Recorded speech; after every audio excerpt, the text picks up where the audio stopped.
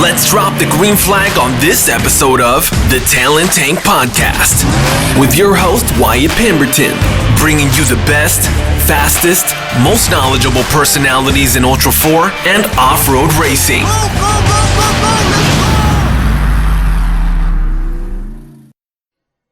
This episode brought to you by the Jesse Combs Foundation as a donation from the Talent Tank and the Pemberton family.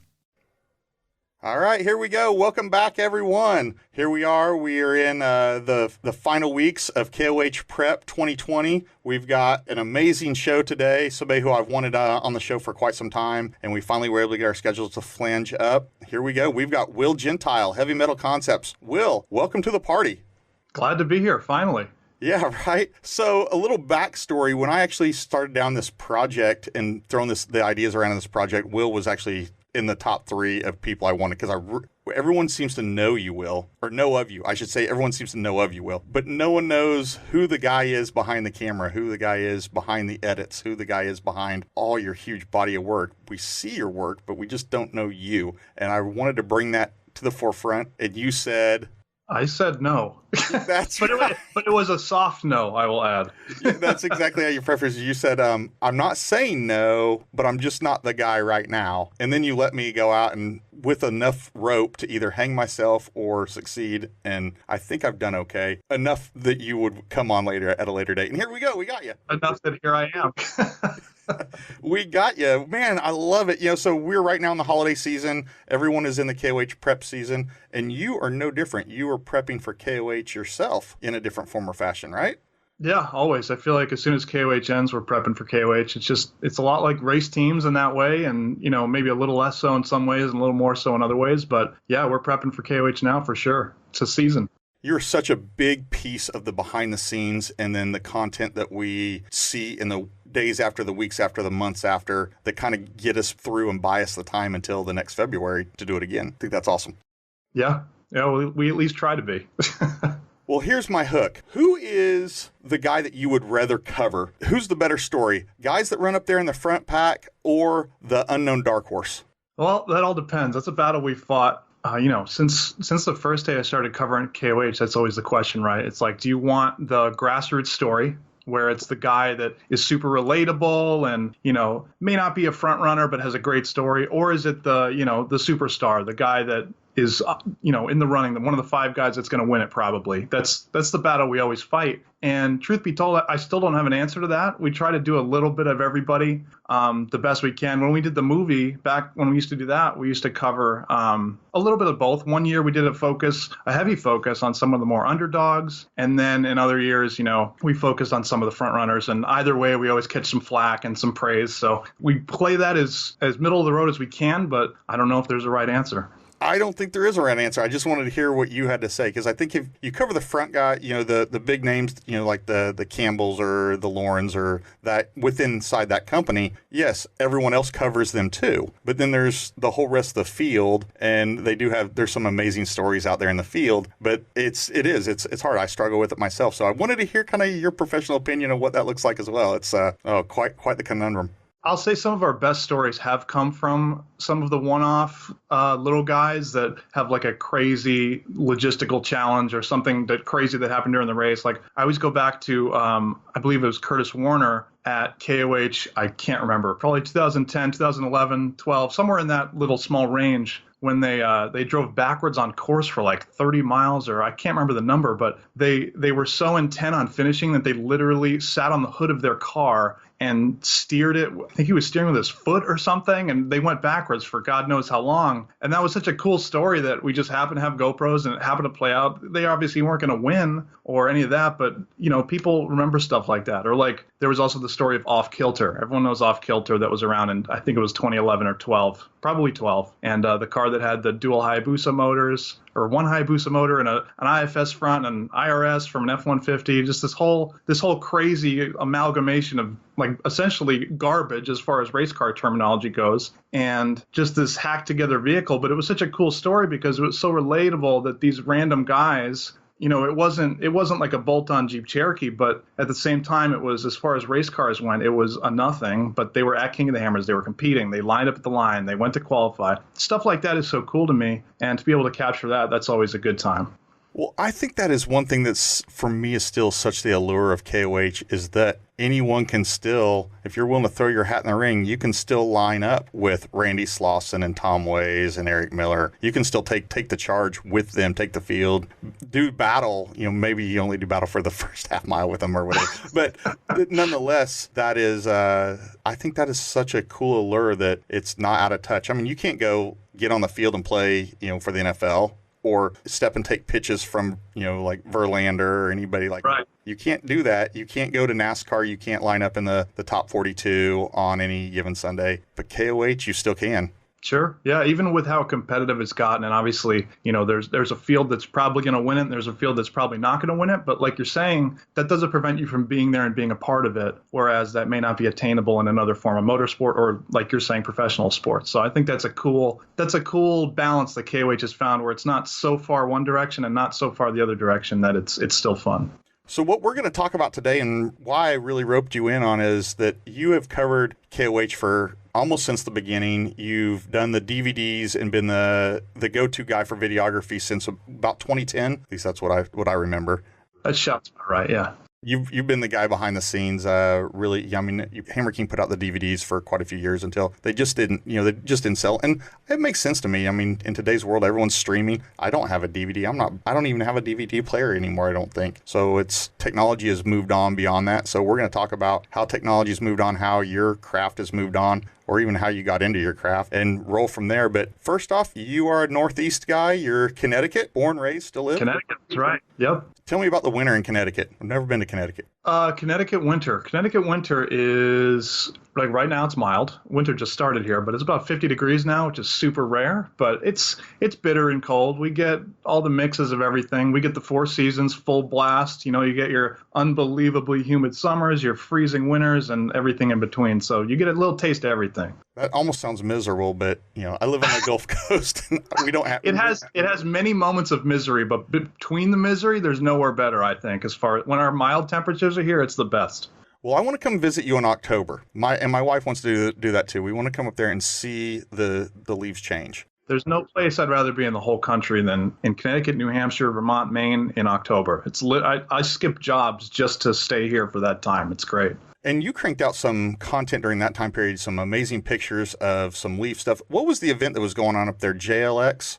Yeah, so JLX, which Mel Wade puts on, and Nitto's a sponsor of. That's how I was always involved in the past. It's like a Jeep rally, and it's kind of like an Ultimate Adventure. It's the best way to describe it. Everyone knows Ultimate Adventure. I've shot that event for a few years now for Nitto, in different areas. We went to Alaska. We went to kind of like the flyover states area, and we did the southeast a little bit. So this was the first time they were coming northeast, and I didn't work this event, but I went to meet them anyway because, it's not often that the industry comes within 30, 40 miles of my house. That essentially never happens. In the last decade, maybe like 2 or 3 times ever. So it was cool to see friends and, that I see normally other places, that I was able to drive my own Jeep and check that out, my own JL, which is also another rarity that I get to use that at an industry thing. So it was cool. No, that is awesome. I had the conversation just on the phone with like Shannon Welch, and she was on it, and she just couldn't stop talking about the colors and just spouting off to me like, you've got to come, you've got to go up there sometime and experience it. That event went on like the peak weekend of leaf change.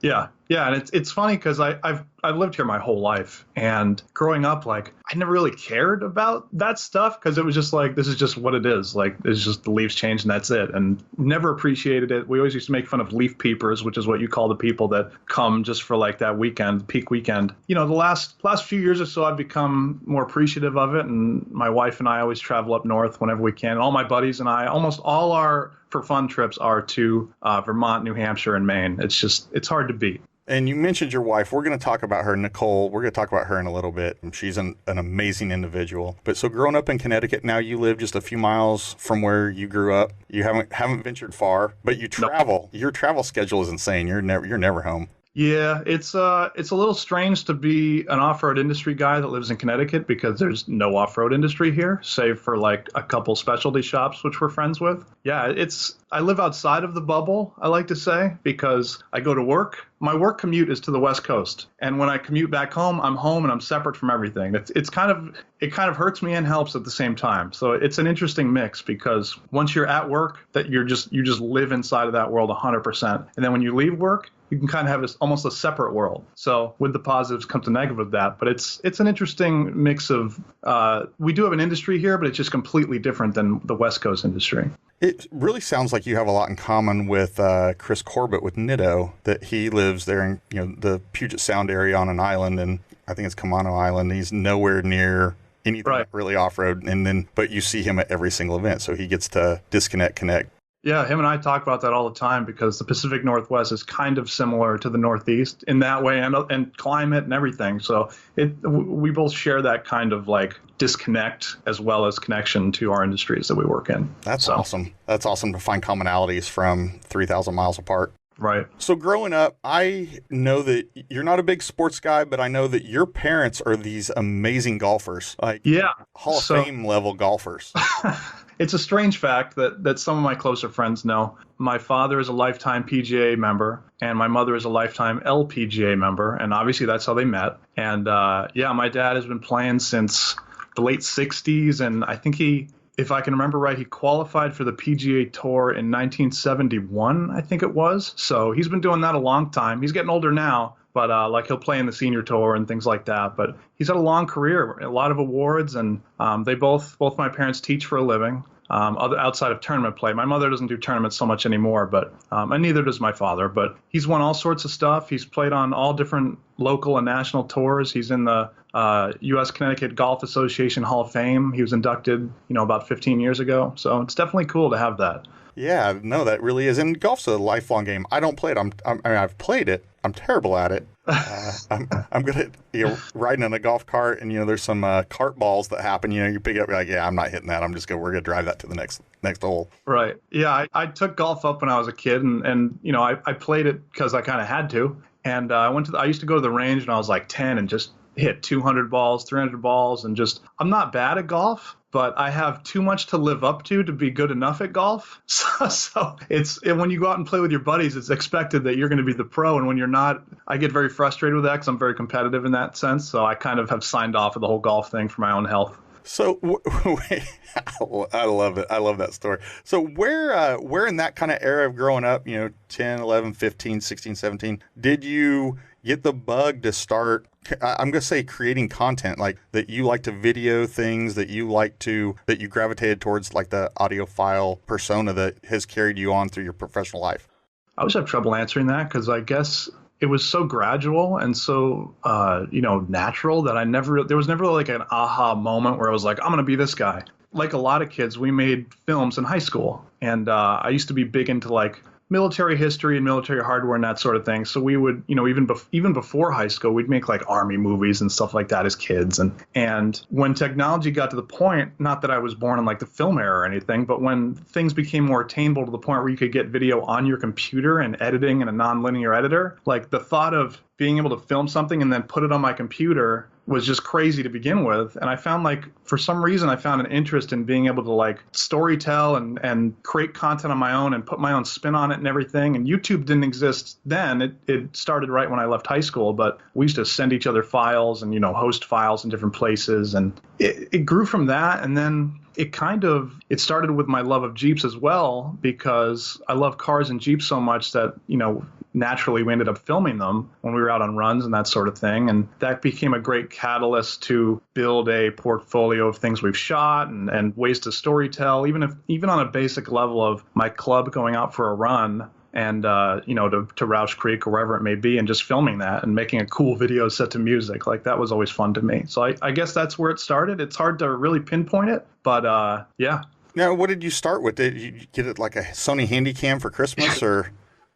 We used my friend's mom's Sony Handycam in high school that we borrowed. It was high end or whatever at the time, but looking back, it was pretty terrible. And what were those, like 8mm cassettes or 9mm cassettes? What are those? I had one too. I couldn't remember. I want to say one of them was mini DV, and then 8mm cassette sounds right. I actually can't remember. That we'll just go with that one. Yeah, we'll go with that. It's far enough back. But you started talking about wheeling in there a little bit and getting into Jeeps, and I know your home local course, your home local park is Roush Creek. And yeah. ULTRA4 has been there a handful of times. Not in recent years. It'd be cool to see them back there though. They've gone as far east as like Kentucky now. Yeah, it's been a long time since Roush has come out this way. Well, I shouldn't say that. They were at AOAA a couple years ago, which is also in Pennsylvania, close to Roush. But it's probably been about 7 years since King of the Hammers has come to Roush Creek. Yeah, I mean, if you want to dive into that whole thing, that's the reason that I'm even involved in any of this is KOH coming to Roush Creek. Okay, tell us. I didn't realize that. Yeah.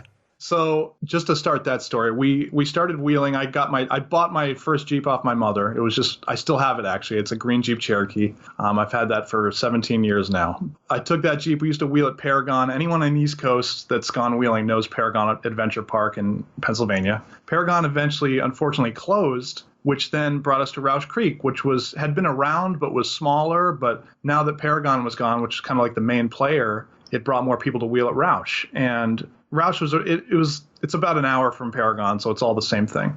And we used to go to Roush all the time to wheel. Like, we'd be at Roush 3 weeks every month, like all summer long. It was to the point of ridiculousness. You know, around the time that King of the Hammers was starting, obviously it was its own race. There was no qualifiers or anything at that time. But the first King of the Hammers qualifier that ever happened at Roush Creek. And I knew from just watching the KOH stuff that there's no way I could miss this. Like, I have to be there for that. Like, this is my home park. We just drive down for the weekend. We'll check it out. And, you know, of course, I can't just go there and watch. I have to, like, do a thing. So right. We ended up doing my buddy at the time rented cameras from his college and more professional cameras. And we went to Roush and I made essentially what amounted to a mini documentary of the race. It was just a mini version of the King of the Hammers movies that came later. And that was kind of our involvement with the RCQ, which was the Right Coast qualifier at Roush Creek that Dave brought. Oh, man. Well, we did kind of jump forward, but I wanted to get it in. I think it fit in perfectly right there.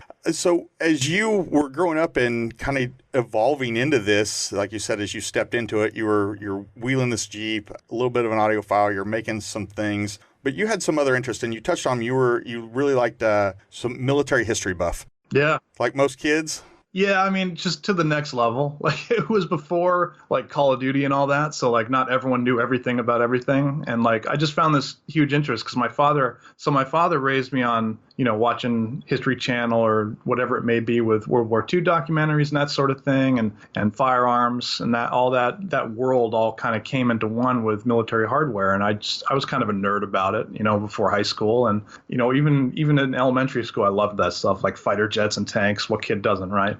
Yeah, absolutely. I mean, there was a point in my life where I can tell you, you showed me the silhouette of a World War II fighter, and I'd be like, oh, that was a P-52. Today, I can't do that. Yeah. It was so fascinating. And now we have, you know, our kids today have, you know, Band of Brothers, and there's just so much history out there that's accessible and available to them. Like you're saying, there were no resources at the time for that unless you, like, made a conscious effort for it. So it was a cool, like, not hat trick, but something to have, like, to talk about and know facts about things. I think that's what interested me as a kid. Well, you would have to go to the library, and school and class, you would go to the library and you had to find a section. You had to walk out there with a book, and somehow I gravitated to that as well. Right. And so when I saw that you were interested, I was like, you know what? That's a great commonality. I think that's such a cool story. Yep. Me personally, World War II buff. I didn't know anything post, you know, Korea or Vietnam. Not really good there. But if we talk about World War II, I can get by today. But if you talk to 13-year-old or 14-year-old me, I could talk your ear off about some detail. But that brought you into some firearm stuff. You're a little bit of a gun buff. Yeah, I'm not full on. Like, I have some friends that are full on, so, like, it's all relative for me. I love guns, and I was raised around guns, and when I was, you know, 8, 9 years old, I was field stripping 1911s with my father. So I'm definitely familiar. I was raised around them. I have a slew of them, and it's one of the most important freedoms I think we have. So that's been a big part of my politics, of course, as with many in our industry, I'm sure. So, but they're to be respected and not feared. Education is king. Yeah, I think those of us that are here in the flyover states, when we think about you guys on the coast, on the east or west coast, is the blue states, the blue counties, the anti-2A, and you hear conversations with you, and that you have the exact same. Hey, it's not to be feared. Let's embrace, educate. It's a relieving for me to know that I sit across from you on a Skype day and have so much in common with that viewpoint. I mean, we aren't interjecting easy Rick Mooneyham into the conversation. we haven't gone that far. Right. There's a lot of us here. I mean, it's strange. It seems strange that Connecticut I'll say that Connecticut is obviously a liberal state, but that's just like anywhere with, it's mostly cities. Like a lot of Connecticut is, agrees with what I just said. And it's not. It seems as though the whole coast and the East Coast goes a certain way, but in reality, probably not so much. So it's nice in that sense. Unfortunately, the people who make our laws don't agree with that. So our laws are a little less lenient in that capacity, but we make it work. Yeah, I don't want to get off on the political tangent, but exactly what you said, that we've seen in Virginia, and it's rural, out of 90 some counties, 85 of them have gone to this 2A sanctuary status. Yep. And the other ones are just, Richmond. And it's just, I find it very interesting that now the spoon-fed somewhat information that we've got from, mainstream media for all these years. And now we're kind of seeing the other side of it and like, wow, there's so many more like us, like-minded individuals than not. Wow. Yeah. Let's get out of the political world. No one wants to listen to that. Plus we're coming in election year. We're getting lambasted by it from all sides, from everybody. Yes. And nobody's checking into this show to listen to us talk about politics. We'll get out of the weeds. Right. Man, so right around then, you're out, you're kind of out of high school. I think you're out of high school at this point, and you sign up to do a contest for the Offspring. Yes. So my first real camera came from a video contest. So I essentially used a crappy camera to get me a better camera. So how that played out was the Offspring, the band, had a video contest on YouTube at the time, which was still, pretty new, not brand new, but still a pretty new platform where that was like a new type of thing. And they had a new song on their record called Hammerhead. And I'm sure anyone from my club, my off-road club that's listening to this right now is cringing beyond belief because everyone in my club, I'll backtrack. So how it worked was you had to win based on voting and views and all that sort of thing. Like there's most liked, there's most viewed. And I made a video of all our club trips set to the song in like a sense that was kind of a fast cut edit and all that sort of thing. And everyone in my club must have watched that video like 100,000 times each just to make it win the view count. And I eventually won most liked and most viewed, which got me, I think, if I recall, $6,000, which at the time was just unbelievable for, I think I was 21 years old with no money. And I took all that money and I bought a new camera, and it was a Canon XH-A1. It took mini DV. I still have it just because I'm sentimental like that, but that was the camera that I took my first KOH and to RCQ, and that was what allowed me to start putting out content that wasn't just like, hey, here's a handy cam. So it's kind of a weird story and a weird way to get a camera, but with no financial backing, that's kind of how I made it happen. That inflection point is critical. The Offspring has a critical inflection point in off-road KOH type media. And wow, no one, who would know that? Who would know that story? Now we've heard it that because of a band, pretty awesome band, because of they hosted a contest meant you getting such a critical tool into your arsenal, into your toolbox, and then what you were able to do with it, and then how many millions at this point have been on the receiving end of watching that content that came off of that camera. It's definitely strange to see how things pinball off of random events and stuff like that. It helped that I loved the Offspring growing up. I still do. And that opportunity would just happen to come along. And, I was able to capitalize on it in some way, thanks to all my friends. And then I ended up with that camera, which got me another camera, which got me another camera. And here we are. So it's kind of a cool thing. And you're able to build quite a business around it and do something that you love every single day. Yes, sir. So that said, Heavy Metal Concepts. About what year did you decide, where was this, since we're kind of, as the fingers of time come together with going to school, getting your associate's degree in graphic design, recording, just kind of figuring out what you were going to do and what your future projects were and put you on the path that you are today. Kind of how did that gel when you decided, you know what I'm doing, I want to do this I want to do this as a business, and you hung your shingle as Heavy Metal Concepts?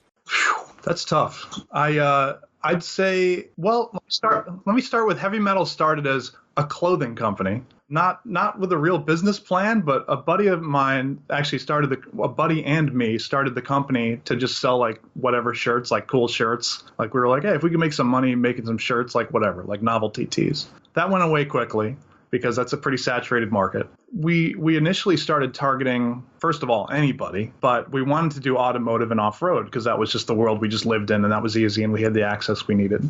And started targeting like clubs and that sort of thing because I didn't know anything about the industry. I had a Cherokee and I off-roaded and like bought parts, but I didn't know anything about anything.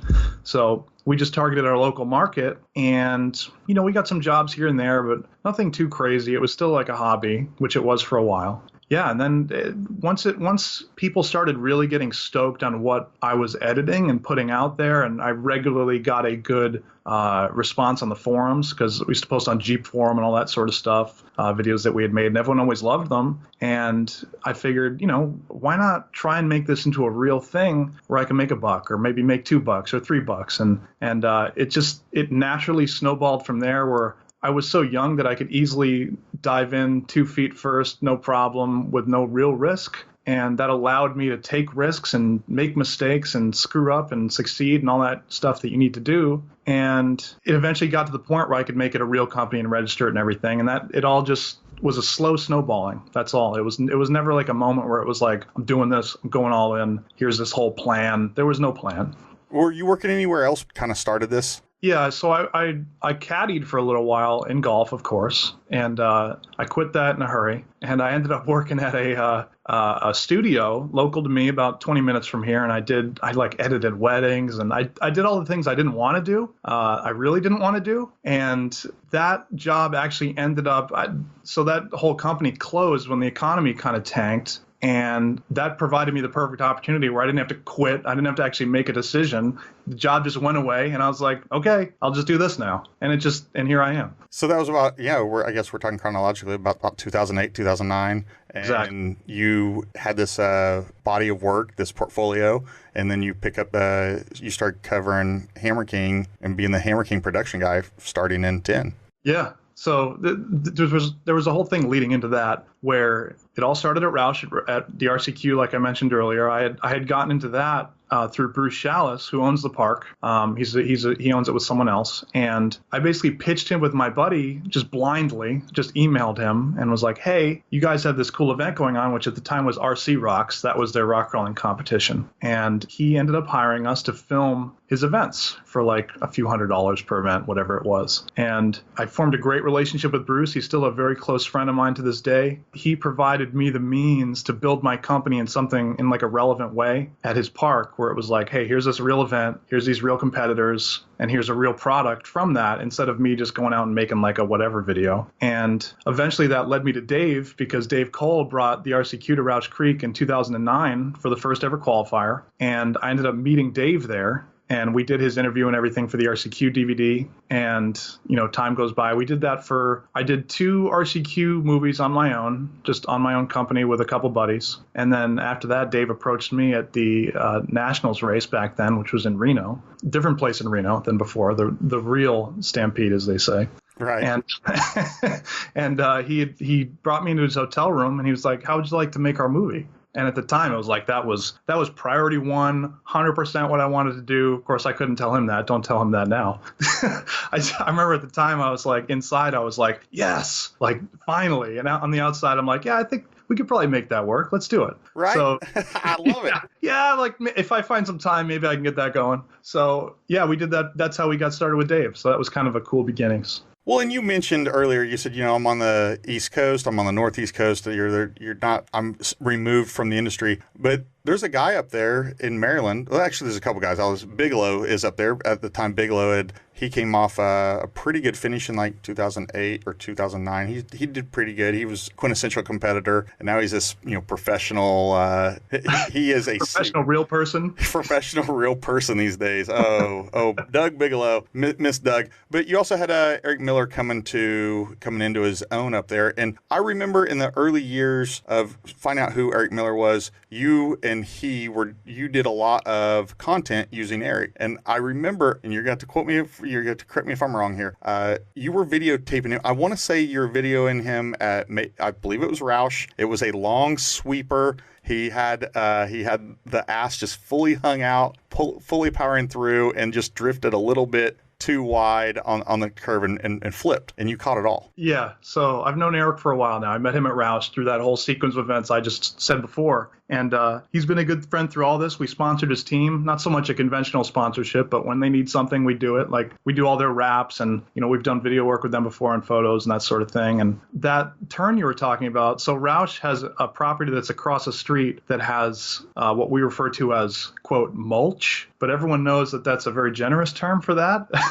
And he took that sweeping turn and they dumped over into that mulch, and which is essentially just straight up manure, and just blew it all in their cockpit. And it was the most ridiculous. It was the softest roll at speed ever for the worst possible reason. we still laugh about that to this day. I do remember the video. It is burned into my memory, but that's funny that it was actually kind of something of a manure. That's didn't know that side of it. And then one of the guys in his group, like Scott Dykeman, you guys are, I probably mispronounced his last name, but you guys are close friends from that too, right? Scott is actually the brother of Tim Diekman, who is a racer and King of the Hammers also. He has a shop here on the East Coast in Jersey. And Scott and I have done just an absolute assortment of, he's not an employee of mine and he's not a camera guy, but he's a close friend that kind of can get a lot of things done and make things happen and helps a lot on set. And he's been there since, I think he was there for that day with the roll, and he's been there since. So him and I have been from Germany to here to California to everywhere, just doing all sorts of stuff. So is Tim's business Liquid Iron? Yes. Yeah, they crank out some amazing stuff. His rock racer, race car, Fred. Yeah. Tim does great work. He did the cage my Cherokee, and he's done a bunch of stuff, and everyone trusts him to do all sorts of fabrication. Oh, yeah. No, his social media, I definitely follow him closely. But I've never met Scott, though, and I didn't realize Scott's involvement with you, and that's very cool to close that loop in. Yeah, Scott is the unknown Diekman, but the very helpful one. So you're running your own business. You pick up the KOH movies, and somewhere in there, you really start getting noticed with, I'm actually probably jumping too far ahead. I want to jump back a little bit to what makes the creative wheels crank in your head? What turns them? Where do you turn out ideas? And that's where I was going with the Eric Miller videos. You were honing your craft using Eric for a lot of content. Where were you coming up with ideas? Because you have busted out some stuff like Milk Run. You've busted out, like we talked about the JLX stuff. There's a ton of those. Walk us through some of those. Yeah, so I hope to think that I have kind of a different view of the racing world than a lot of other people. Because when I was coming in, there was a lot of, race coverage where it was more like everyone's got the heavy metal music and more of like a rock theme and more like hardcore editing, that sort of thing. And the way I view racing is it has that lens, but it also has and I'm sure many people recognize this from my edits, like a big epic feel to it and more of a,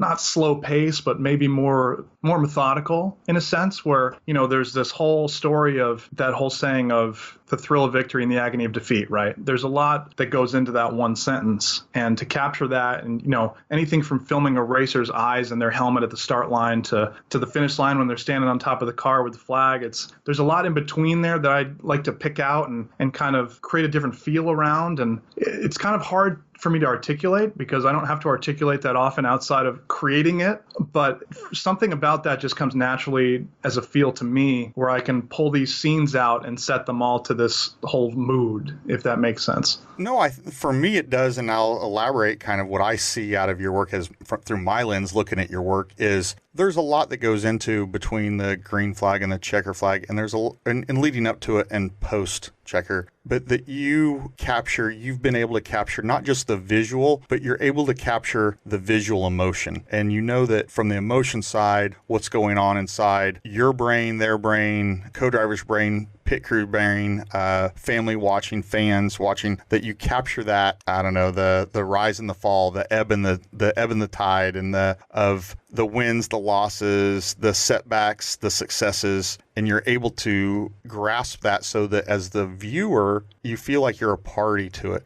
Yeah, I feel lucky that people have called that out, because as a creator, you have nothing to go on other than just how you feel about something. So I'll shoot something a certain way that I haven't before, and I put it out there, and you hope that somebody takes it the way you meant for it to be taken. And when someone does and they say like, hey man, you capture the perfect emotion on race day, like that's such a huge payoff, because to me that's everything. Like anyone can really film cars driving around and being crazy, because the subject matter is what it is. But if you're able to get someone to respond in the exact way that you were hoping they would respond, there's no better feeling than that. And I think KOH provides such a good catalyst to that, because there's so many different ways to capture what's occurring. Even though everyone's capturing the same thing, you can kind of craft and mold a story in a certain way depending on how you capture a specific moment different from someone else. And that's not to say my work is better than someone else's, it's just hopefully different. And you continue to hone that and continue to work on that. I just saw just yesterday you released a golf cart video. Right. Yeah, when I'm not doing something that actually means something, hopefully I'm doing something that is funny. That's how I try to be. Maybe funny. I laughed. I thought it was really good. It was a really creative 3 minutes that I'm glad I spent the 3 minutes of my life watching it, because it made me laugh. It was super kind of not necessarily outside the box, but it was entertaining. And if you go out of the gate with the intent and plan to entertain the masses, but at the same time to work out some little bug or some little idea or some little thought or some little project that you have on your own that you can then use next week, next month, 6 weeks from now on something that we're going to truly see in the field, that it actually ends up being paying work. So I like that you never rest on your laurels. You're always pushing to the next level. Yeah, anytime we're not doing something that's like an official job or a contract, I try to just do things that are, whether it be a stupid thing or a fun thing or something more serious. Like I can make mistakes in those situations that don't matter. And then when it comes time for real to do it for money for my job, hopefully I won't make that same mistake again. So I allow myself to kind of have a safety net around, like, for example, that golf cart video is perfect. Like it gives you the freedom to just throw a bunch of crap at the wall, and whatever sticks is great. If it doesn't stick, it was funny and no one cares and no one takes it seriously anyway. So, and you learn so many things that are useful even in making something completely useless like that. Like it's just, and granted we didn't spend much time on that, but like even little tricks and stuff that I notice after the fact, I can be like, oh man, I'm gonna do that on my next big edit. Like that's super cool. So it's as useless as it is, it's also some of my most useful work is stuff I just do in my free time with friends. It's kind of like what we did in high school, just with a whole lot more equipment now. And cooler equipment. And so let's back into that. So right about that time that you were in a room, a hotel room with Dave Cole, talking about landing the KOH stuff, somewhere right in there you met your now wife, Nicole. Yeah. I met Nicole in just right around then, because she helped me at the start with just about everything. I met her in, oh man, hopefully she doesn't get angry when she hears this, 2008, I think. Yeah, pretty sure 2008. Yeah. And we started dating in 2009. Yeah, she's been there from the start, really from exactly the start, because she jumped in right when my other job closed, and she rode the train with me all the way to here with my company, from the highs and lows, and from printing DVDs in the attic of my mother's house to, in our own home now, doing what we need to do. It's been a fun ride. So you guys have been together a little over 10 years, but you haven't been married that long. You're almost newlyweds still. We've been married a year, just about. A little over a year. A little over, so you're just slightly out of it. And as far as like racing and racing video goes and your coverage, she's there for everything. Like yes. It seems like almost everything. Yes. It's a cliche that everyone always says that like, oh, I couldn't do it without my wife, but I literally probably couldn't have done this. Like I could have done a little bit of it, but definitely not the majority of it without her, because, whether she's directly helping me, being at the event, helping me film, which has happened, or, handling logistics, or whether it be just doing other things that allow me to do this, whether it's something as small as taking out the garbage or something as large as whatever it may be. She provides me the means to be able to dedicate so much time to my craft. I saw a video, I believe it might have been produced by you, but it was basically people setting the hooks on different people that have participated in your coverage. And it was like, for instance, Lauren Healy, and the hook was, who do you prefer, Will or Nicole? Yes, I do remember that. I actually forgot about that till now. But yes, that was me. And everyone, the overwhelming majority was like, Nicole. Yes. I think the only one that chose me was my boy, Tom Ways. Shout out to Tom. Tom saw through the BS and knew that you were going to be editing it. Was like, right. He knows the back end. Yeah, he cut through it. Tom's such a great guy. But yeah, I saw it. I was like, man, you guys just had this this jive that when you can find someone in your life and parallel with them and bounce off each other, and their strengths become your strengths and your weaknesses combined, you can X them out. It's just, I think that's phenomenal. But it sounds like, from my knowledge of you and Nicole, she's killing it for you.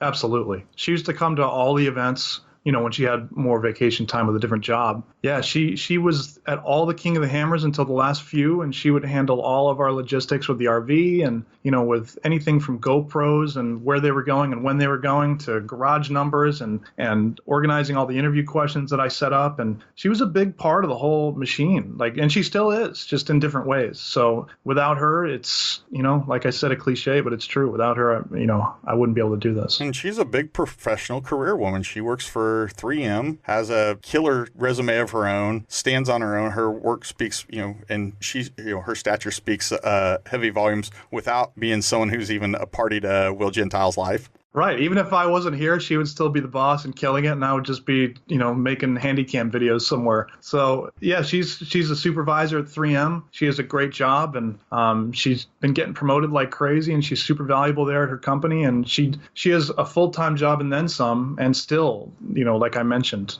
does all the things.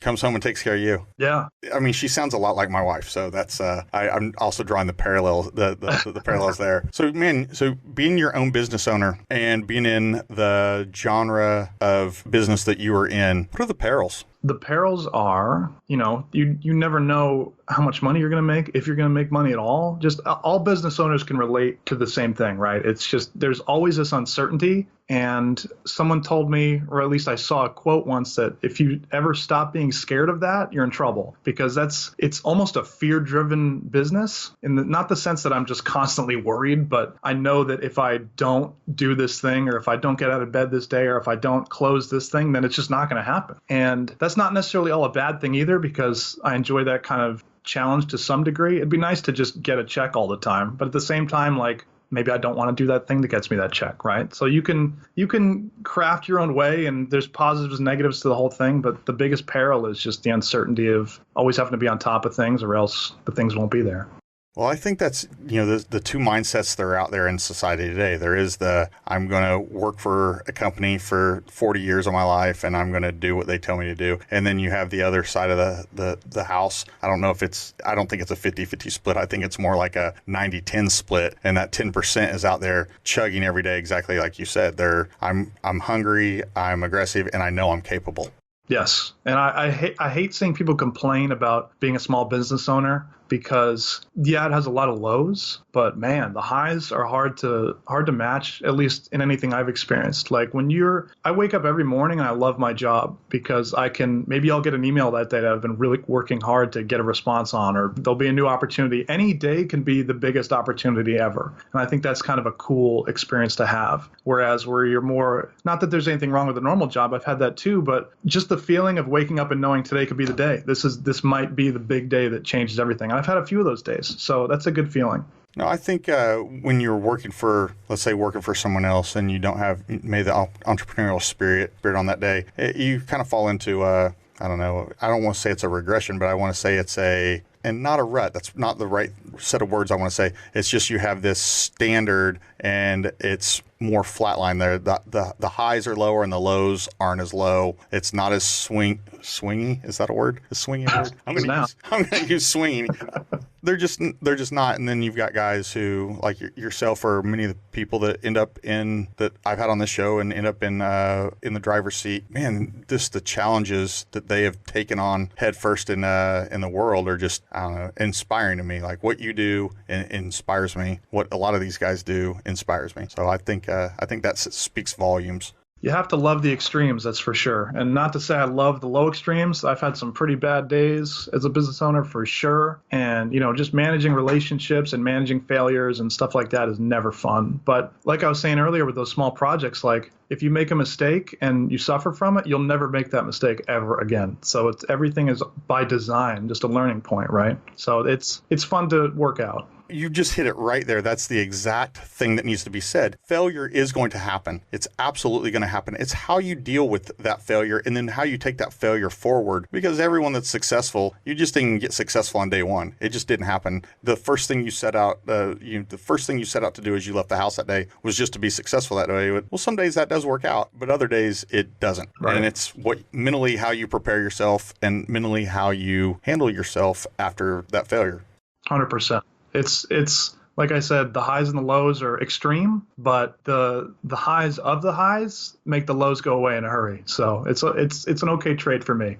So I want to jump into like when we kind of started down the path, and I got us tangentially way off, but like your talent, ideas, brainstorming, then your execution. And you said something to me, and I'm not sure if it was verbally or if it was via text, but something about talent doesn't carry you all the way. You still have to put in the hard work. What, for everybody else, what exactly you said and what you meant by that?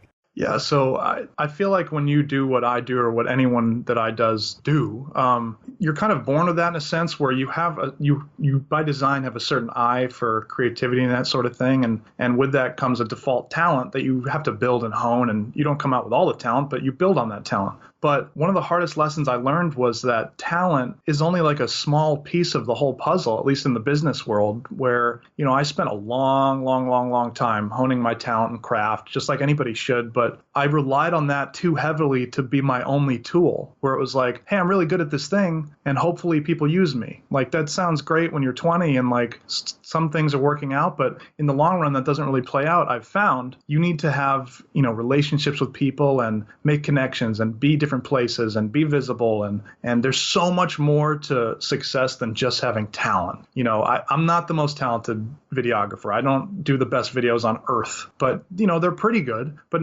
that's not good enough to be the only thing I do. So it sounds like an obvious thing, but if I could go back, it would be to spend the same amount on the talent, but also cultivate kind of relationships with people in the industry and almost I hate the term brand, but some kind of brand of myself where I'm more than just, hey, I make cool videos. So if that makes sense.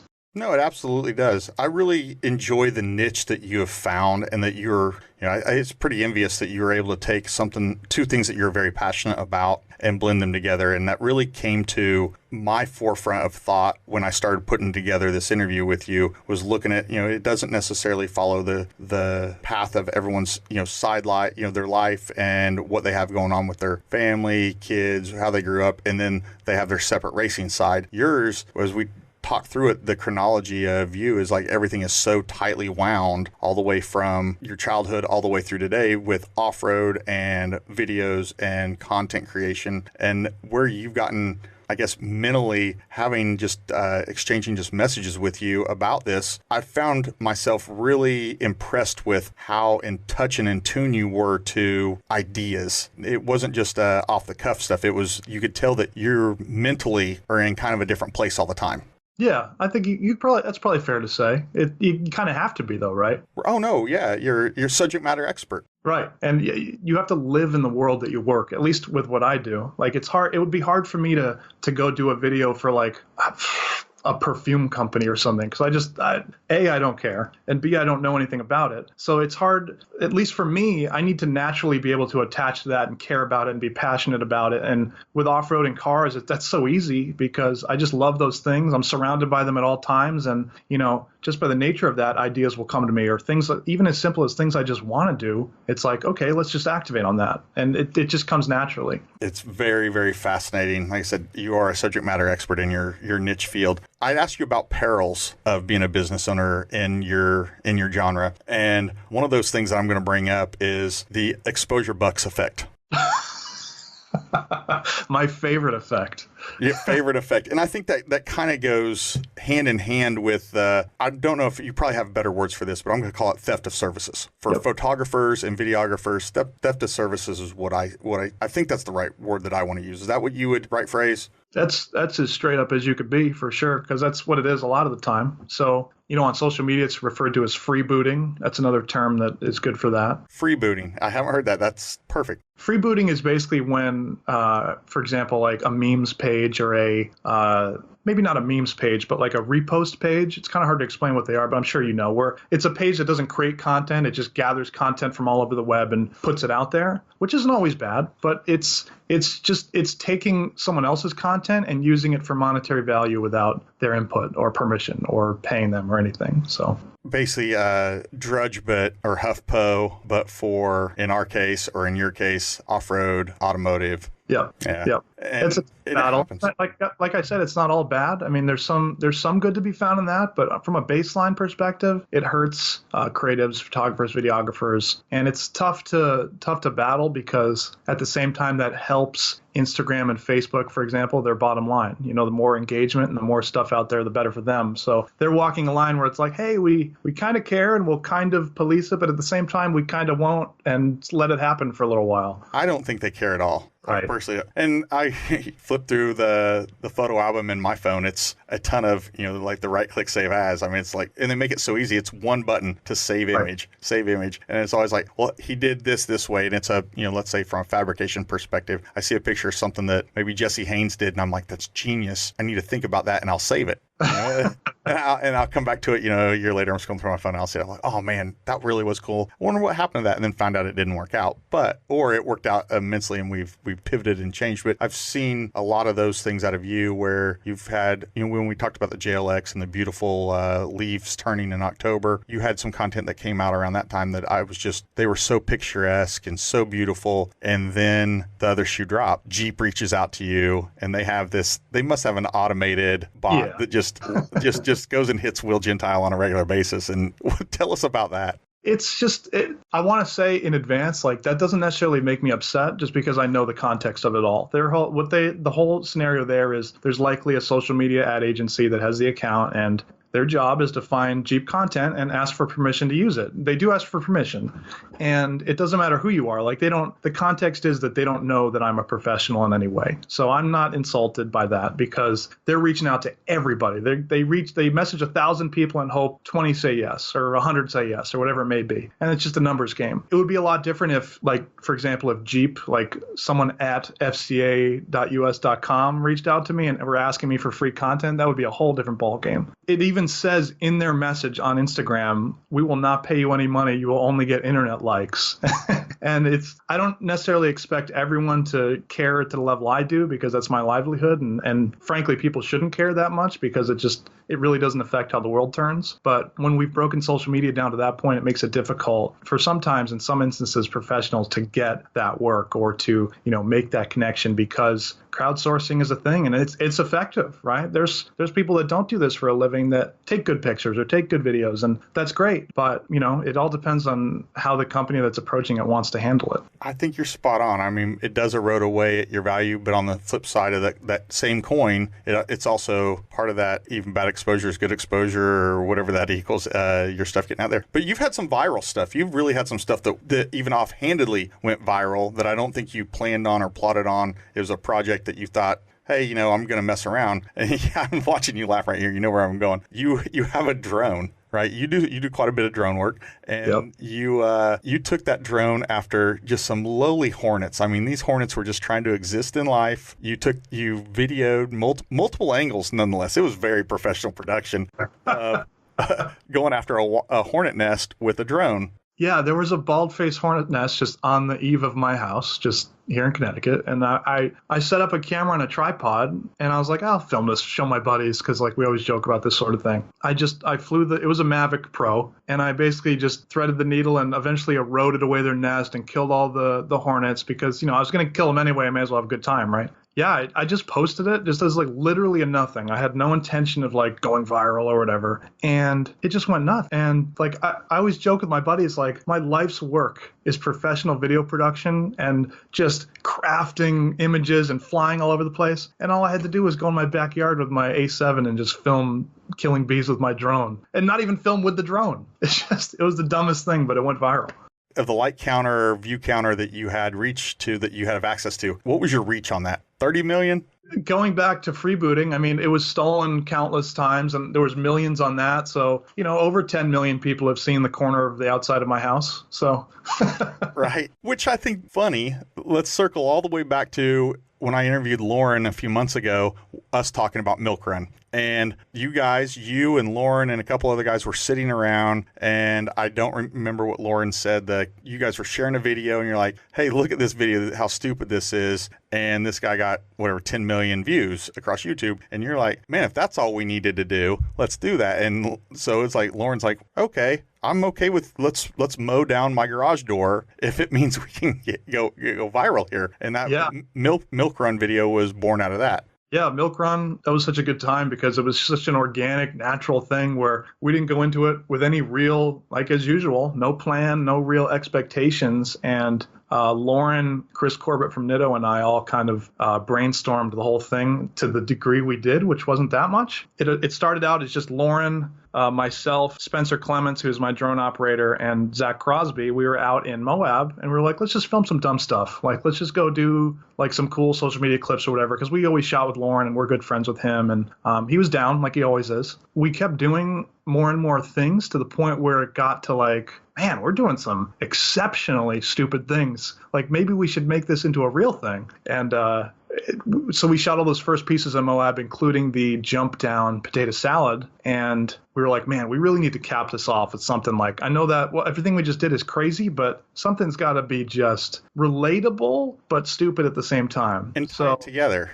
Yeah, and tie it together in some semblance of something that makes sense. So a few months passed, like 5 months or something. And speaking of JLX, we were on JKX with Mel Wade, and Lauren was there, and Spence was there, and myself. And from there, we drove from Moab to Lauren's house, and his wife Savannah was in Disney, I believe, on vacation. The time was right, and we were like, Lauren was like, I'm just gonna crash through my garage door, and I was like, okay, I'll push record and we'll see what happens. So we had this whole scheme where, we were gonna burn out his garage, but we couldn't keep the car in place, and we had to do all these crazy things. We had, for this garage scene, we actually had Casey and a bunch of his guys in the garage holding the car with a rope so that he could kind of burn out but not move around too much and like break stuff in the garage and get too crazy. We basically called it, and they would run out of the room, and then the garage door would get blown out and smoke would follow him. And it was this whole, it seemed like a complicated plan, but it was kind of seat of our pants, like we get one shot at it, let's just do it type thing. And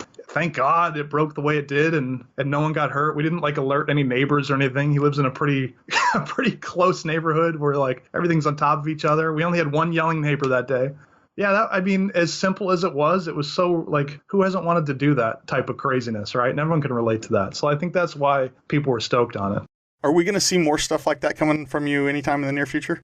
I sure hope so. We've been talking about it for a long time, and like with anything, the planets have to align in a certain way, and there's got to be money and plans and schedules. And the schedule thing is the toughest part because, we've got all our random work, and Lauren has a race schedule, and so we'll see where it goes, but I sure hope so. Oh, I didn't mean with Lauren. I mean with anybody. Like, I really like how you've been able to keep it fresh, and you continue to show up with fresh ideas and fresh takes and fresh angles. I gotcha. Yeah, I mean, automotive viral videos, like everyone's doing them now to some degree, and you can only really do so much without it being what someone else has done. So that's why I default to Milk Run, because I think that's like our little cutout that's already established, and there's a lot of things that you can make happen there. But like as far as other videos like that, not so much for me, I don't think. Oh, okay. All right. You did Alaska with those guys. So that was a job I did for Nitto, and I've actually been there 3 times with them. One was for a JKX event, and the other 2 were for an Alcan 5000. And for people not familiar with that, that's a traditional rally, not like a rally race with rally cars, but like a timed stage rally. And all sorts of vintage vehicles, anything from like a stock, like Subaru, all the way up to, one of our lifted JLs or a vintage. For example, last time, one of the participants, Carl, had a GT350H. And anyone that knows what one of those is, it's one of the rare GT350s from back in the day that Hertz Rent-A-Car had. And there's only like 100 of them or something, but this car was worth, untold amount of money. And he was just blasting it on dirt roads in Alaska. And that's kind of what the Alcan is. People from all over get together, and it's an excuse to go somewhere cool for a reason. So that was 2 of the 3 reasons we were in Alaska. What was that, like August? Yeah, we did the summer Alcan, and before that we did the winter Alcan. Holy crap, winter in Alaska? That doesn't sound fun. That doesn't sound pleasant. And that was, I think that was my first time there, was the winter time, almost positive. So that was an eye-opener for sure. We got lucky with, I don't want to sound like too much of a hero because it was kind of a mild year. But, we experienced some craziness and some crazy temperatures and icing. And, we went in the Arctic Circle in winter. So, with that comes all the craziness. I want to go. I really want to go to Alaska. That sounds like a good segue into getting there. All right, we're going to jump right now. Now, a message from our sponsor of this episode, the Jesse Combs Foundation.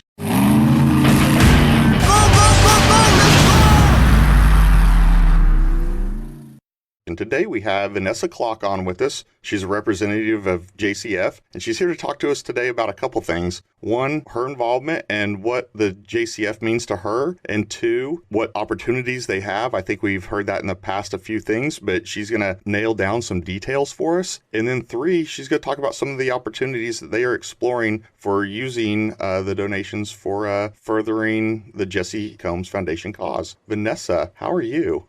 I'm good. Wyatt, how about yourself? Enjoying it, loving it, tick-tock as we count down the clock to King of the Hammers. Indeed. I know it's getting a little nerve-wracking for some people, so I'm anxious to go, which is exciting. I know that was a big thing for Jessie, and she always kind of banged that drum, and I'm excited to go and see what's going on down there. Unfortunately, in the past, I've not had the opportunity, so it should be a fun experience. It is a wonderful place to go. You guys will fit in perfectly and love it. So, Vanessa, what is your involvement with JCF? So I am actually the treasurer and secretary of the foundation. I kind of got selected. That's my heart and soul. I do accounting. So that's kind of how I got thrown into that. And I'm also one of those people that keeps every email. So it was an easy selection for those people who have dealt with me before. Kind of got involved. I'm a good friend of Jesse's. We've been friends for years. I think I met her back in 2012 when I worked with another company, and she actually bought a oil bracket for her Triumph motorcycle. So that was pretty exciting for me to actually get to meet her and hang out and see her shop and all that. So one of those experiences that you kind of don't forget. And her and I stayed in touch ever since. And here we are. And a relationship was formed. Part of what we were doing and how I got involved with this foundation is Jessie actually kind of mapped it out for a lot of us, which was pretty awesome. And it was something that she had spoken to me and my husband about on the regular basis, saying, how she wanted this idea to come to fruition. So it was really exciting to see that and know and be a part of that before this actually happened. And so unfortunately with her passing, a lot of us knew what that meant, and meant, hey, this is something that she wanted, and now it was our turn to carry it out. Because I feel like that's such a rarity that we actually have realized and recognized our mortality. Yeah, she definitely was not afraid of that. So she knew going in and she was content with that. And that's, most people aren't. And so it's great that she was. I think that's a testament to her strength as a human. She's just a good human. Absolutely. So Vanessa, today you're going to talk to us a little bit about the details for the Jesse Combs Foundation Race-a-thon. That is opportunity that's coming up at King of the Hammers. To paraphrase, you guys have opportunities to get behind every single driver that is registered to race any class at King of the Hammers. Is that correct? That is correct. So the way that it's pretty much set up at this current time, so it's the JCF Race-a-thon. We're going to be it's out on the lake bed. You can find us out there. We have our own vendor booth. You're allowed to make a pledge. We're asking for a minimum of 50 cents a mile. There is no maximum. So if you're feeling super generous, bust out. We're happy to accept. We have some great plans for those funds. You can actually pick your favorite racer. You can pick multiple racers. You're not limited to anything. So whether that's UTV, the 4600 stock class, 4800 Legends, etc., 4800, anything that you want, we want you to go ahead and pledge. This makes it so much fun because now I kind of compare it to my daughter's jogathon. It's fun to watch people go and you get to see them reach their goal because every driver in this case has their goal. Everybody wants to finish. So you can kind of gauge what your commitment is going to be at some point. It's awesome. It'll be a fun experience for everybody. So if I am walking into Hammertown, I walk into the vendor area there near the big screen in the main stage, I'll be able to find the Jesse Combs Foundation booth and be able to plop down, fill out a form that has the space for me to pick my driver, pick the class, and the dollar amount I'm willing to donate per mile. Absolutely. And there's also the option, we want to make sure that people know you don't have to do a per mile if you don't want to. If you kind of have limitations, you can just make a set donation amount as well. We're not, we don't want to exclude anybody or make anybody feel like they have to overcommit. Again, anything is welcome. So if anyone stops by and they have $20 and they're like, hey, I want to donate $20 to the JCF, there will be provisions there for them to knock that out, right? Absolutely. Oh, I love it. I love it. And then you guys are going to be set up to take donations via credit card there and PayPal. Yep. So any type of donation is welcome. Cash, credit card. We do PayPal. Pretty much anything we do on our website as well is always through PayPal for secure transactions. Some people have asked about Venmo. That's an option. Obviously, we'd kind of prefer to deviate away from that. But if that's what works for you, we're happy to accommodate, again, however we need to. We've had people drop off checks. It just depends. Whatever works for you works for us. I love it. We'll make it easy. We'll make it simple. And thank you for donating. The second opportunity that you guys have going, and Matt Howell had alluded to this and kind of dropped some information on it, but Bart Dixon, who's an OG13 racer, he's donated his spot to the JCF to use to auction off for the proceeds to go to the JCF. Tell me some details about that and how that's going to go down and the mechanics of that. So we are planning to do an eBay style auction. It'll be announced on social media. We're going to run it for about 3 days. So the plan is here to start this coming Tuesday, and which I believe is the 14th. So it'll run tomorrow. Exactly. It'll start tomorrow, the 14th. It'll run through Friday, the 17th, and we'll announce the winner on Saturday morning, the 18th. So you can walk into the weekend as a winner. I love walking into the weekend as a winner. Seems the only time that happens is when I play the ATM and it knows my code. There you go. You start using your codes.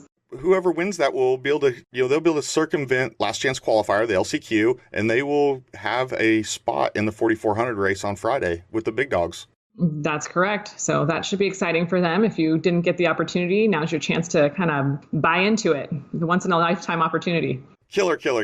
I love it. Thank you, Bart Dixon. Thank you for Jesse Combs Foundation for jumping at the opportunity and giving some lucky racer is going to have quite an opportunity at this. So Vanessa, that all said, can you elaborate on some of the plans that you guys are starting to iron out and starting to put, I guess, color to and detail to about what Jesse Combs Foundation is going to use proceeds for? Absolutely. So a lot of people have been kind of questioning that and what's the plans? What do we plan to do with our proceeds? And what we're doing right now is we're actually putting together a list of different scholarships, grants, different sponsorships for female trailblazers. That was her big thing. So we want to make sure that there's girls that maybe can't afford to go to school. We want to make sure that we can help provide them with the funds. It'll still be an application process where, you may submit an essay, tell us why that particular person deserves to receive these funds. And we're going to help them achieve their goal.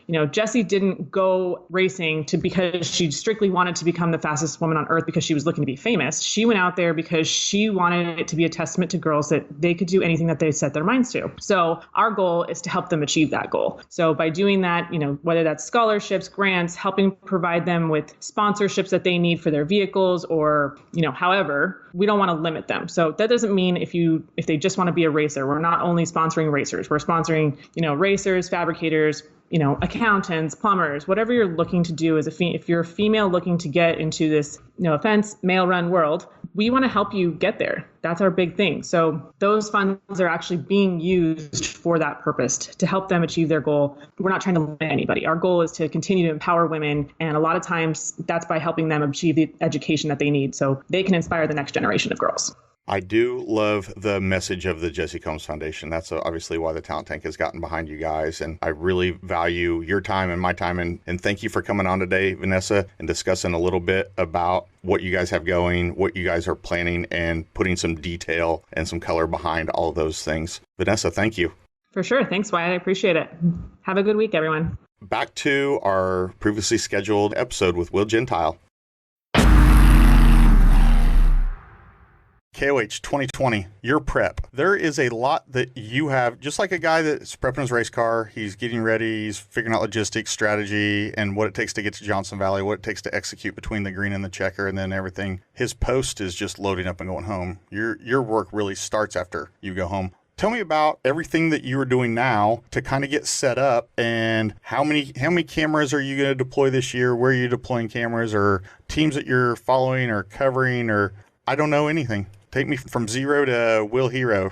This will be a good opportunity to discuss how much it's changed for us, because 2011 through 2016 was completely different than what we do now. So when we were doing the movie and all the official media on that side of things, not the live coverage, but the film, we would have, the amount of prep was just immense, especially because I didn't know what the hell I was doing the first 2 times. And we used to bring out 10 to 15 different cameras and camera operators that myself and Aaron Bryant of Turn 2 Productions would kind of assemble collectively. And I would direct and essentially decide how that all worked to some degree, and he would assist with communicating to his guys. It was a 2-team deal. And leading up to that, there was Mark Matthews was a huge proponent and an asset to that, because the first time I ever saw a desert, or was in a desert in my whole life, was my first day at King of the Hammers. And we got there at 3 a.m. in the dark. So the first time I ever saw a desert was when I opened Dave Smiley's RV door that morning and saw the desert. So needless to say, I didn't know anything about Johnson Valley at all. And Mark was the one that helped me bridge that gap and kind of figure things out, because he knew everything there. And he was the guy he's the guy, for people that don't know, that makes the map and, you know, all that sort of stuff from the GPS file. And, or at least he used to. I'm not totally sure if he does now. But he would essentially work with me to build a sheet out that had, you know, camera 1, camera 2, camera 3, and then separate locations that they would not only go to, but the next one they would move to, and the time of day that they would move there based on the light, or based on when we assumed the leaders would be there. And,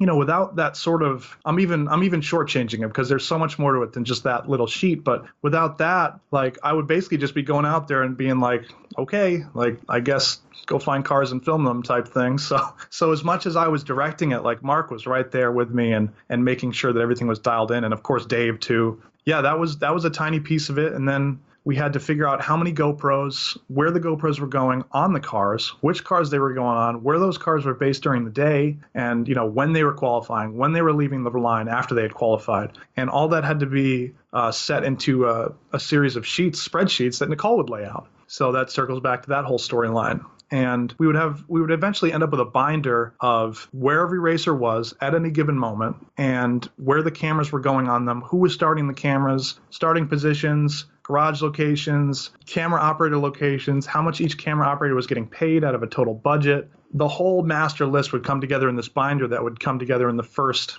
We probably started a little earlier than now. Probably at the beginning of December is when the serious discussion began. Anything before that was just too early. We would spend the course of December and most of January figuring out those little details, and of course, all to just get tossed to the breeze when the race comes, like everybody knows. But it's good to have a baseline. So that's a little look into the planning. Like I said, I think our max camera guys were probably 16 or 17. I'm not sure what year that was. On some level, you have a plan, but you also kind of rely on people who know what they're doing I basically just tell my guys now, like, hey, I'm going to tell you to go to these spots, but if they're not working out, I trust you to figure out where to go, how to go, who to film. Like, you know what you're doing. So don't let me hold your hand or make you stick to a rigid plan that doesn't make sense. Because what makes sense, you know, December 27th might not make sense on February 7th on race day. Let's figure it out together. If you guys think you have a better idea, I'd love to hear it, that sort of thing. But the planning is as much rigid as it is fluid. Just watching you talk about this, I can see the passion in your breath on the whole project. Wow, that's something to behold. I figured it was something easily like that, but it's so much more, the detail level that you've got to get to. So after 16, 17, how does that differ to what you guys are doing for, say, 2020? So when we talked to Dave and I collectively decided to stop the movie because, you know, DVD's old and the format's gone away because they have a television show now that someone else does. We leaned completely into doing commercial work at the event, which we did a little bit of before. Now that's our sole goal, is work with our clients at King of the Hammers and, you know, build recap videos, build advertisements, that sort of thing. So now we go out there with a much more slimmed down, specialized team that we spend more of the week going on specialized shoots than we do doing general race coverage, which is exactly the reciprocal of how it was previously. So, for example, on Monday, we may be out doing a video shoot for Nitto. Or, when I say for Nitto, I mean just going out with a Nitto driver or two, like an Eric or a Lauren. Jason Blant, we spend a lot of time out there with. And we'll get we essentially dedicate time to getting shots of racers in a controlled environment that we wouldn't be able to do during the race, because you're kind of just at the mercy of whatever happens. And maybe you won't see that person at all that day. So we'll do that on a Monday. Then a Tuesday, we'll do an Optimum Batteries campaign that we have, planned. And then it's essentially our week is just, we'll have normally 1 or 2 shoots every single day throughout the whole week, with maybe one day dedicated to just location planning, or honestly just giving us a time to hang out and enjoy King of the Hammers. I try to give everyone that time, just because I want that time as well, because we don't get that very often. But it's cool to just be able to do that now, whereas in the past that just wasn't even on the radar. And your customer list, your client list, so to speak, your client list is, it's the who's who. It's, Fox, it's Warren, it's Optima Batteries, it's ARB. You mentioned Nitto. It's Trans-American Parts, which is 4-wheel parts wholesalers. You've got Maxxis in there. Maxxis, you do work for them. And then on top of that, ULTRA4.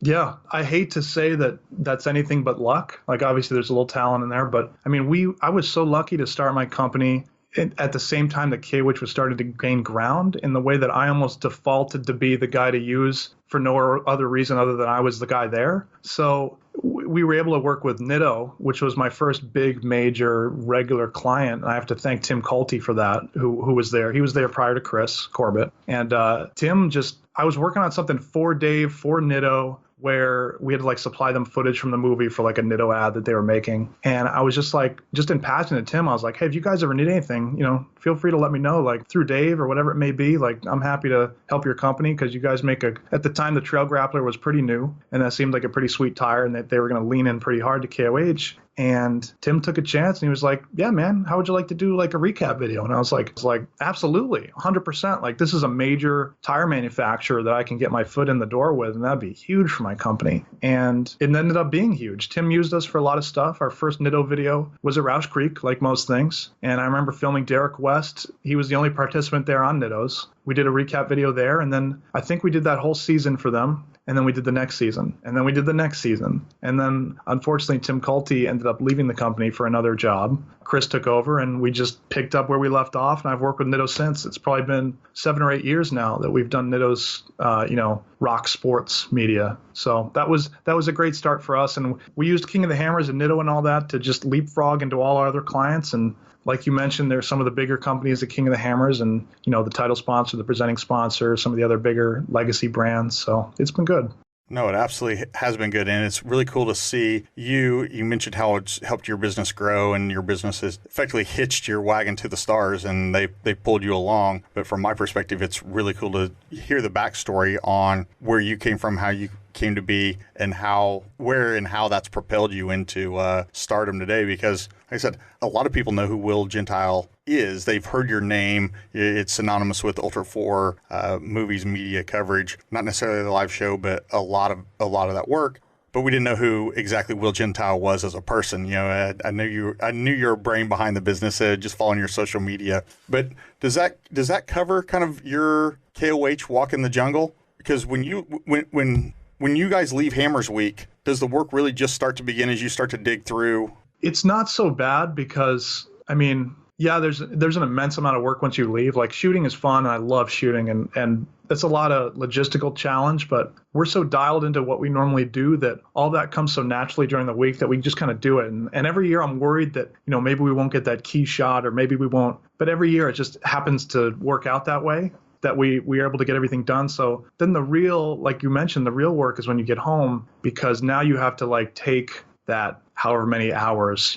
Back in the day it was hundreds. Now it's not quite that much, but the data intake is so much more now because our cameras are so much more advanced, and we're shooting everything in 4K, and figuring out how to take less footage and do more with it is an interesting challenge, but we're able to do that. And because we're so familiar with everything now, and all my guys they've been going for years with me. So everyone, as much as I know it, they know it as well as I do. So we're all working cohesively. We're getting the exact shots we need of the exact people. Everyone's familiar with the race car drivers and who's going to be where. And that kind of alleviates a lot of the stress later on in the studio, because I go to my footage dump and I'm lucky to have a photographic memory, so I don't catalog anything, but I remember who shot what and where. And to some degree, I can still remember years from now, like I'll need to do, like when I did KOH Origins, I had to go back and get a bunch of archival footage, and I still retain a lot of that information where it's like, Derek West did this thing here, and I remember Eric in 2014 did this roll on this thing, and I can pull it. So I'm lucky in the sense that I can remember stuff in that way. And I'm a very fast editor, so it works out where it's not so bad, but it's not easy.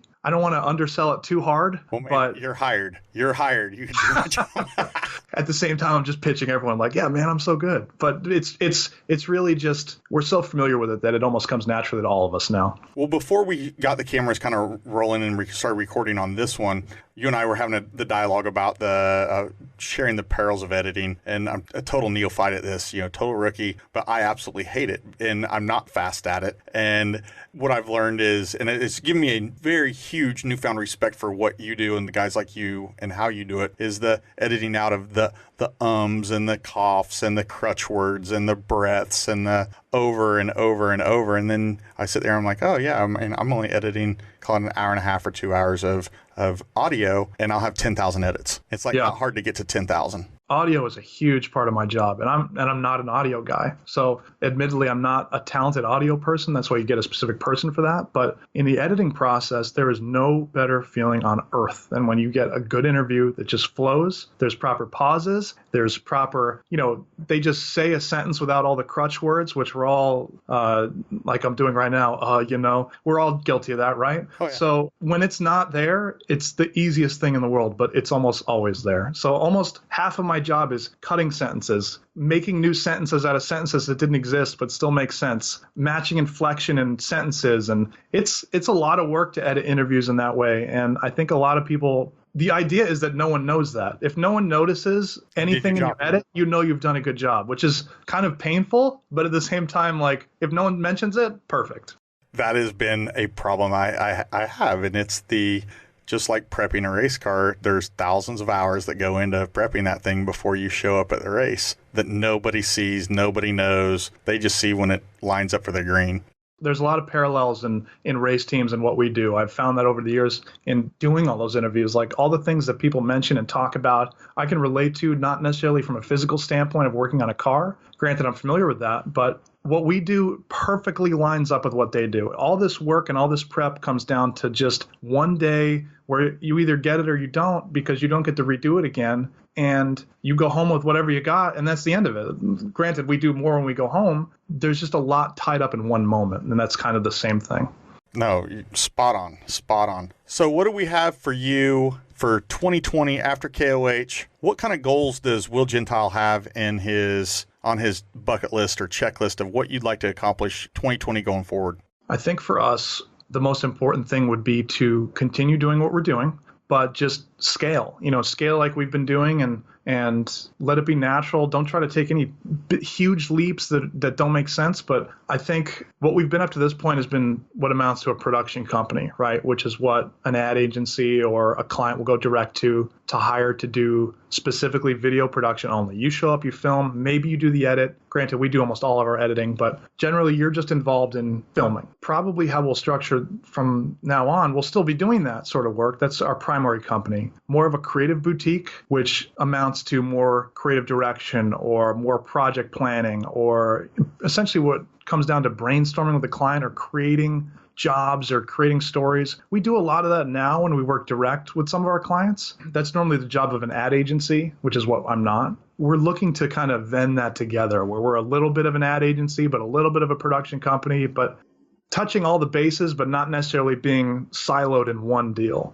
Well, it sounds like you're taking your subject matter expertness, the SME that is heavy metal concepts, and building ad campaigns, which, like you said, would normally come out of an ad agency, but they're not necessarily grounded in the reality of what can be accomplished and what can't be accomplished. So you're there to make that reality check and come up with the ideas. And a lot of ad agencies, you're able to pull off things that they would never dream could be pulled off. You imagine somebody sitting in a conference room, in a boardroom, pitching, we're going to take Lauren Healy and have him jump down Potato Salad Hill. Right. What makes you think Lauren would do that? That sounds, and you're sitting there, well. We've been so fine-tuned to the automotive aftermarket and off-road that we've gotten ad agency jobs, a lot of them with big agencies, and it ends up having me being the consultant to the agency on getting the job done in a lot of senses, because I know the people, we've done it 1,000 times already. It's just easier to just, granted, these are smart people and they know they're very good at their job, and I'm thankful that they're there. But at the same time, a lot of the responsibility transfers to me where it normally wouldn't. So it's probably smart to take my company in a way that capitalizes on that up front, where it's like, hey, we're not going to replace your ad agency, but we can be the middle ground there, where we're not just a production company that your agency has to talk to. We can work with your agency, but we can also turnkey different projects that, maybe they couldn't, or maybe they would need more of our help on. That's kind of my goal. I have no delusions of being an ad agency, because that's not my world. I'm not that person. Kind of a more specialized production company, I guess, would be a good way to put it. I can help with your content. Yes, right? 100%. I can help you reach out, right? No, I love it. All right, Will. So as we're kind of drawn to the close here, I still have some bullets on my list that I really want to get answers to and knock out. I've got down in my notes, I want to talk to you about Origins. I want to talk to you about some of the projects you busted out this past year. And I know you have some big news coming out, as well as I know it's not just you. It's not just Nicole. It's just not Scott. You have a fleet. You have a huge friend list. You have a huge group of support network. You have a huge group of guys and ladies that work for you. Let's kind of wrap that and give the viewer, give the listener the full package before we put a bow on it and ship it. Sure. Yeah. So KOH Origins, that was something that came from us no longer doing the movie and me having some extra time, KOH related work to do. And I figured, I'm always describing KOH to people, trying to explain it. And there's a million videos out there that say what KOH is, but the video is not about that. It's always just shoehorned into a video about, whether it be a product or a racer or something, where you can't just absorb this is what KOH is and why and how and all that stuff. It just didn't exist. So I figured this is a great opportunity for me to be able to tell the history of King of the Hammers through my own lens and through the lens of all the people that actually were there and know the whole story behind it. Because I know a lot, but I don't know everything. That gave me the opportunity to make a long form piece of content. The first episode was over 30 minutes and interview people like John Reynolds, who won the first real King of the Hammers, which was 2007. And, of course, we talked to Dave and, we talked to all the original people and kind of got all these little, nuggets of information that a lot of people didn't know, that I didn't know, that I was able to put it in a package that told the story of King of the Hammers, and that you could just send to someone and say, here's a link. This is this whole story, King of the Hammers. Watch as little of it or as much of it as you want. And that was a perfect example of me wanting to do something and having no idea if anyone cared or would watch it or anything. And I just put an absolute immense amount of time and effort into this potential risk. Realistically, I'm just risking my time, but I was able to get sponsors on board for that and, put out a 30-minute piece. And I think today it's up to about, on YouTube, I think it's 300,000 views, and on Facebook, it was over 1 million. So to say that was a payoff is unbelievable. It's a glorious piece of work. Thank you. An absolutely amazing piece of work. You've killed it. And I think there's a lot of value in, as the talent tank has come to fruition, there's an immense amount of interest in what the backstory is, what the inside story is. Total insider info. And people are somewhat insatiable about that information. They apparently can't get enough of it. And we're constantly building new stories. Every single day is a new story. Right. Yeah. It of course helped that I had all the archival footage from doing all those years of King of the Hammers, which again is another strength that we had. Was we were lucky enough to be there from not quite the start, but early enough where we had a bunch of meaningful footage from over the years. And Dave was, nice enough to grant me use of that to make this product. Granted, it's helping his brand, but it's helping mine as well. And we were able to take, I think it was 8 years of content from over the years and put it in that 30 minutes. And to have that many people watch it and seeing comments where people that didn't even know what KOH was were watching it through and being like, man, I got to go out to this race, or, I never even heard of this, and now I want to go to California and see it. That's so cool to have been able to create that and tell that story and have people actually respond in a way that meant something. Massively rewarding, just massively rewarding. As rewarding as it gets for someone like me, because it's half about money, obviously, because you got to make a living. But as the creative, it's like just having people respond is worth so much. And your team, I kind of touched on it. You have quite the team. Yeah. So in the early years, I say early years like it was 100 years ago, but really 10 years ago and similar, it was a lot of the guys from my off-road club who were not camera guys. They were just friends that wanted to go to KOH, and they went to KOH and they dedicated their time to helping me film. Like as a guy with a handy cam at back door where we needed to plug a hole and have someone, or, someone just out in this desert section, or just someone to haul a tripod or help me drive somewhere. It's just all those little bits and pieces of people that you meet along the years does so much in providing the success we've been able to see. It's hard to even describe. Like, as much as it's my team, it's also the friends and family that came out and helped along the way and plugged all those little holes that you would otherwise just have to let leak, That was all my club, SIS Off-Road. I'm sure some of those guys will at least hear this, but a lot of them were necessary for that. But my core group of guys, Spencer, who's my drone op, and Zach Youngberg, he's shot with me for a few years. Zach Crosby has been there since pretty much the start. He shot at Roush Creek with me, and Jeff Lowe used to shoot with us. He was a big cog in the whole machine. So yeah, I mean, without all those guys, like, we'd be a lot smaller and a lot less done. And a lot less well known. Yes. But you busted out a couple of really big projects this year that really haven't become public yet. And I know you have some unveilings that are coming here in the near term. You want to elaborate on them?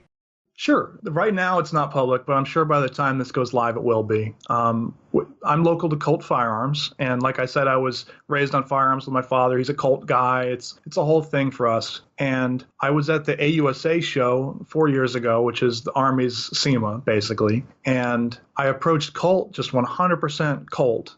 I was like, I'm here, they're here. I'll just go talk to them, whatever. And I was like, do you guys need video? And they were like, we actually do. You're right on time. Like, we've been looking for a guy. Here you are. Like, great. So I figured, all right, cool. Hole in one. Let's do this. That was 4 years ago. That guy I talked to there quit. And then he connected me to someone else. That guy quit, connected me to somewhere else. Like, every year I would check in once or twice a year, just persistent like that, but not over the top. And then eventually this year in January, I reached out again after someone else left the company. And I was like, hey, I was looking to follow up on this job we were looking to do. And she was like, perfect. Your timing is great. And again, 4 years later. Yeah, I've heard this before. I was like, okay, maybe this year the timing will be right. So it turns out that Colt, after I believe it's 20 years now, maybe a little bit longer than that, is bringing back the Colt Python, which people have just been losing their marbles about. Just essentially, if you go on Colt's social media or anywhere on the internet, people are like, when do you bring back the Python? Like, the Python, for people that don't know, is a legendary revolver. It's like Colt's gun.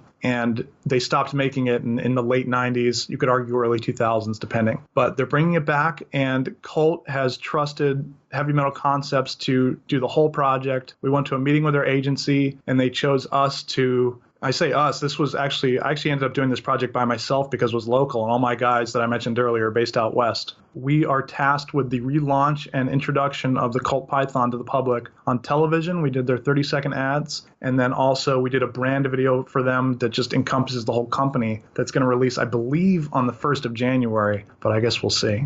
Yeah, that was really exciting for me because just growing up with my dad and being a Colt guy and, seeing that brand for my whole life and then being the guy for them to rely on to bring back this legendary, firearm that everyone's heard of it's pretty cool, especially when you go on the internet and you read all these articles about, there's the guys that are like, why Colt will never bring back the Python. And like, I just have one here in my office that they've brought back. That's a great feeling. So, I say I did that by myself, but a longtime friend of mine, Phil, he owns he doesn't own, but he works at a gunsmith shop here, and he's a gunsmith by trade. Without him, I probably wouldn't be able to accomplish this the way I did. He was a huge asset, and we used him as the FFL to get the firearms, and Rob Huxley and Mike Ronaldo and Ryan Lavelle was there for it. He's also a longtime friend. again, it goes back to having friends and not necessarily camera professionals, but people that can just, whether I need someone to hold this for a shot or drive this car for this other shot, stuff like that is so huge and doesn't really get the attention at the end product that it needs, because literally without those people, like I would just be filming guns sitting on the ground or having to expend huge amounts of money to hire people to do what amounts to mundane tasks, whereas my friends will just do it because they're my friends, and it helps that they also like guns. But Right. but yeah, stuff like that makes me so proud, because like one of the biggest payoffs for me in my work is to, tell the story and work with brands that I've either used or looked up to as a kid or growing up, or even now, like bigger brands that are just cool. It's nice to work with them and be trusted with their message. To harken back to words that Lauren Healy had said to me in the past, was he struggled to get outside the industry. And he was speaking about it from a sponsor standpoint, which also you could say that is a client standpoint as well. It's very cool for me to see you and see that by getting Colt and landing Colt, you were able to break outside of the industry. And yes. When you're able to take your body work, your portfolio work, and use that from the motorsport genre and leverage that into outside the industry, man, congrats, kudos. That's awesome. I can't wait to see some of these videos drop. Yeah, it's always a hard sell going to a client being like, hey, I have nothing that's any relation to you whatsoever as far as look, but I think we could probably do it. That's a hard sell, because strangely enough, what actually helped me get this job the most was we did some spec ads for Ram trucks. And a lot of that was like a real blue collar feel and, guys with sledgehammers and working at construction sites. And that happened to work out that Colt kind of aligned with that whole heritage and blue collar feel. And I was able to play them a Ram spec ad at the agency meeting, and they were like, boom, that's exactly what we're looking for. Like, yeah, it's cars, but we can see the crossover there. So it's so important to be able to tell a story that's not just literally here's a car driving around or here's a gun being fired. Like, there's so much more around that you can kind of pull in, and then you can use that sort of thing to go after people not necessarily that are that exact discipline. And this kind of circles back to what we talked about an hour and a half ago about patriotism, the Second Amendment, gun sanctuaries. It's very cool to see that you've gotten involved. Yeah, awesome. I like to think that my company is just what I would do if I was a 5-year-old with a lot of money. Just guns and planes and cars and race cars and just all craziness. Here we are, Will. I think we're at the conclusion of an amazing session. Did I miss anything? I don't think so. I'm feeling pretty good about it. I'm glad you didn't accept my first invite to be on the show, that we waited until I had some shows under my belt. I'd honed my craft a little bit, honed my skills kind of, I don't know if patting my own back here. That landed you. I mean, for me to get Will Gentile on the show was a huge get. And so thank you. Being able to tell your story, who the guy is behind the camera, who the guy is behind these ideas that we've all consumed. We've consumed so many of your products and not known who the mastermind was behind it. Thank you for sitting down with me. I appreciate it. Of course. And that's all kind of by design, in the sense, like, I didn't come on this show because I didn't trust the show. I come on the show because I'm always behind the lens, right? So I haven't done many of these, so this is a first for me. Talking about yourself and being on that side, no, absolutely. Right. I've been asked to be interviewed myself a couple times lately, and I'm like, no. Yep. No, so I fully get it. Well, Will, thank you again. Thank you for sitting down with me. I think my listeners will definitely approve of what you had to say today and walking us through your life, man. Badass. I will see you in February. See you on the lake bed, as many of us will. Thank you. Thanks for Wyatt. Appreciate coming on. All right. We'll catch you later. Take care. I'd like to thank the sponsor of this episode, the Jesse Combs Foundation. For more information about their organization, please visit their website at www.thejessecombsfoundation.com. Thank you for listening and taking a dive into the Talent Tank. Please like and subscribe on Instagram @The Talent Tank or our website, thetalenttank.com.